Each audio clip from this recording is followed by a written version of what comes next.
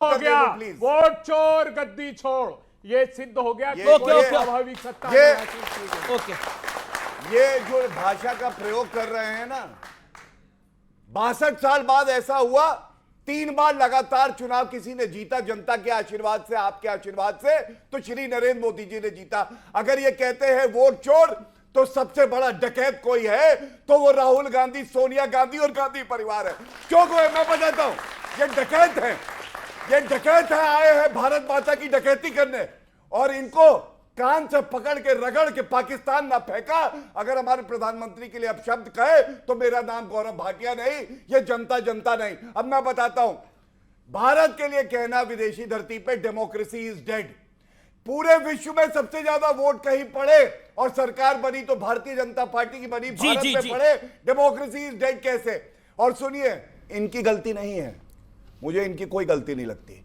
राहुल गांधी ने फैला दिया है रायता और साफ करने में कोई नहीं कर रहा है इनकी सहायता, इसीलिए यह हाल है। आपने क्या सवाल किया?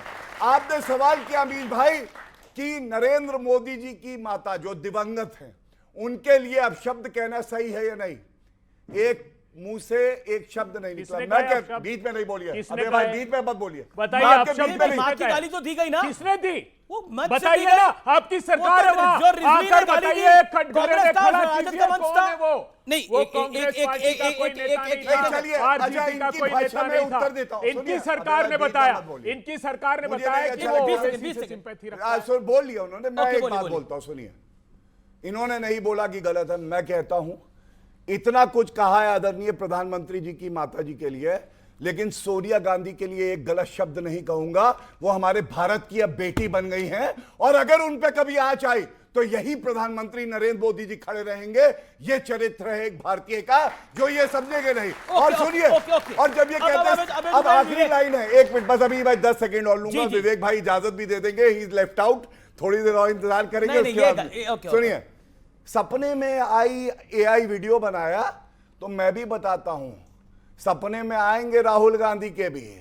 नेहरू जी कह गए इंदिरा से, नेहरू जी कह गए इंदिरा से, ऐसा पोता आएगा कांग्रेसियों के लिए बॉस कहलाएगा, लेकिन दुनिया में गधा कहलाएगा। नहीं देखिए, राहुल गांधी क्यों बोलिए रीजन? अच्छा रुकिए, रीजन बताइए क्यों बोला आपने? 1 मिनट रुकिए, बताइए। नहीं, सॉरी, आई आस्क कमीज देवकर, आपने क्यों बोला कि गलत है? बताइए, मैं जानना। गलत ये है कि नहीं, किसी को गधे से डिनोट करना गलत है। अच्छा, और सरेंडर मोदी कहना गलत है, वो भी गलत है। मैंने उस पे भी टोका है, इसलिए मैंने भी टोका है कि गधे, यहाँ पे इंसान अच्छे हैं, गधे घोड़ों का क्या काम? ओहो, तो जब आप नरेंद्र मोदी जी के लिए अब शब्द कहेंगे ना, मैं वो भी सोनिया गांधी जी के लिए तो नहीं कहूंगा, लेकिन जिसने ये करा है, जिसके इशारे पे हुआ है, बिल्कुल उसको आईना दिखाऊंगा। और सुनिए, आपको एक अच्छी बात बताता हूं, विवेक भाई हैं, हमारा विरोध करते हैं, लेकिन आज पूछिए इनसे, जो शब्द उनकी माता जी के लिए कहे जा रहे हैं, नरेंद्र मोदी जी के लिए कहे जा रहे हैं, क्या ये सकारात्मक राजनीति है?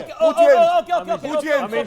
ओके, देखिए, कार्यक्रम को शुरू हुए काफी मिनट हो गए, 10-12 मिनट, 2 ही गेस्ट बोले। Okay Vivek, your turn.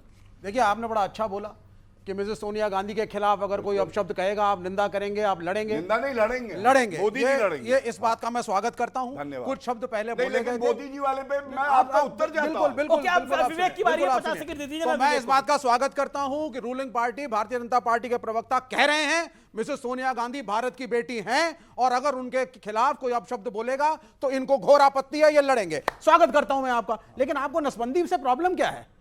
मेरे को नहीं प्रॉब्लम, आपको नसबंदी से। आप एक बात है, विवेक भाई घर से निकले, अब बस्ता लेके सब्जी लाएंगे और इनकी पकड़ के नसबंदी करा दे तो मुझे दिक्कत होगी ना? नहीं, क्यों नहीं होगी? अपनी मर्जी से करा दे। अब आप सुनिए, नसबंदी से आपको दिक्कत नहीं है।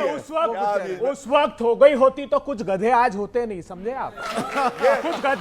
कुछ गधे छूट गए। मैं आपत्ति दर्ज करता हूँ, राजीव गांधी के लिए ऐसे शब्द नहीं कह सकते। नहीं कह सकते ऐसे शब्द। राजीव गांधी की नसबंदी कराने की बात कर रहे हैं प्रवक्ता, कैसी बात कर रहे हैं? कुछ गधे, सबसे बड़ा गधा कौन है? राहुल गांधी है। मेरा निवेदन है, प्लीज तीन बरोबर कांग्रेस प्रवक्ता से भी अपील करता हूं, भारतीय जनता पार्टी की प्रवक्ता से भी अपील करता हूं, प्लीज हमें ना गधों की जरूरत है, ना घोड़ों की जरूरत है, ना और किसी की जरूरत है। हमारे यहाँ बहुत अच्छे लोग हैं, आप बहुत सम्मानित मेहमान हो। मेरा निवेदन है हम एक भाषा पे नियंत्रण रखें। ओके, बोलिए। बिल्कुल ठीक मेरे को बिल्कुल पसंद नहीं आ रहा। चाहे हमारे ऑनरेबल प्राइम मिनिस्टर हो या लीडर ऑफ अपोजिशन हो, ये एक पॉपुलर डिबेट है, देश देखता है, लोग देखते हैं, हमारी मर्यादा भी होनी चाहिए। वो गलत है कि नहीं जो अच्छा,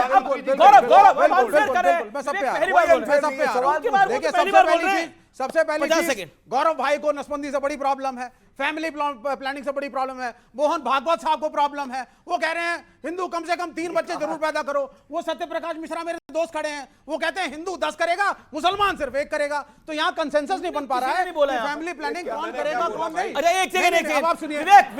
विवेक डोंट यील्ड डाउन। आप मेरे से बात करिए और आप टॉपिक पे बात। नहीं बिल्कुल, टॉपिक पे आ जाइए। ओके, देखिए डिबेट में कटाक्ष तो चलेगा, कटाक्ष तो चलेगा। उन्होंने नहीं बोला, वापस है। ठीक है, कटाक्ष को एक सेकंड सर। अब ये हो गया। अब यानी कि भाई इस मुल्क के अंदर अगर आबादी ज्यादा है तो आपकी कम से कम एक नीति होनी चाहिए। और कितना लोकतंत्र चाहिए, लोकतंत्र मजबूत है, कितने सबूत चाहिए कि लोकतंत्र मजबूत है। मोदी की मां को गाली, वोट चोरी हो रही है, और तो और नेपाल बनाने की कामना हो रही है।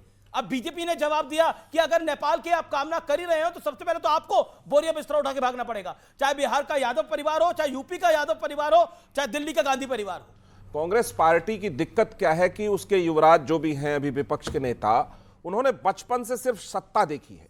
दादी प्रधानमंत्री थी, उनकी गोदी में खेले, पिताजी प्रधानमंत्री थे, विदेश और स्टीफेंस में पढ़ने चले गए, और सरकारें देखी मनमोहन सिंह की जो सुबह शाम अटेंडेंस लगाने 10 जनपद पहुंच जाते थे, तो उन्होंने ऐसी तानाशाही और जमींदारी व्यवस्था, सामंती सोच वाली सत्ता देखी जहां लोकतंत्र की कीमत उनको पता ही नहीं है।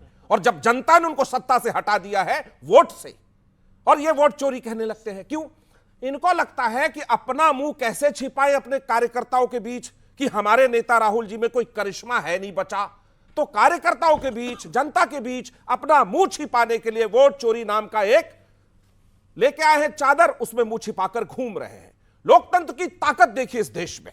सबसे खूबसूरत उदाहरण देता हूं कि जो जम्मू कश्मीर लगातार जल रहा था, आतंकवाद का जहां साया पसरा था, जहां से कश्मीरी हिंदुओं को भगा दिया गया, वहां मोदी सरकार ने लोकतंत्र की खूबसूरत चुनाव कराया और आज वहां सरकार चल रही है और लोग वहां गए।